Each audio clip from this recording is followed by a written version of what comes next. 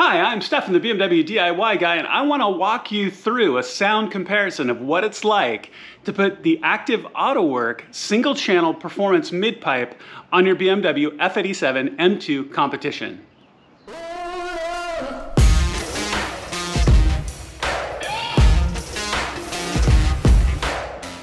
All right, guys, let's walk through the basics here first. So there are a million different variables when you're trying to compare the sound of your car. And so I'm gonna do my best to give you back-to-back equal comparisons, but there's always different options. There's drive-bys, there's mics here, there's secondary mics, what camera are you using, what mic are you using? Oh, there's a million variables. So I've done my best to set up an equal comparison through all the different options. So what I want to show you here today is I want to show you the comparison of bone stock. So stock downpipes, stock midpipe, and stock exhaust, and it's not the M Performance exhaust here on my F87 M2. So that's going to be the first video you're going to see. After that, we're going to have the Active AutoWork single channel performance midpipe installed with the straight AB pipes, because they also make a resonated set of pipes as well, but we're going to have the straight pipes.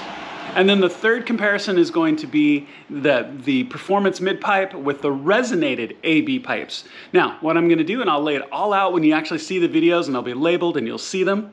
But what you're gonna see is you're going to see a cold start on each, and then 3K, or roughly 3,000 RPM revs, just so you can hear what it sounds like at cold start.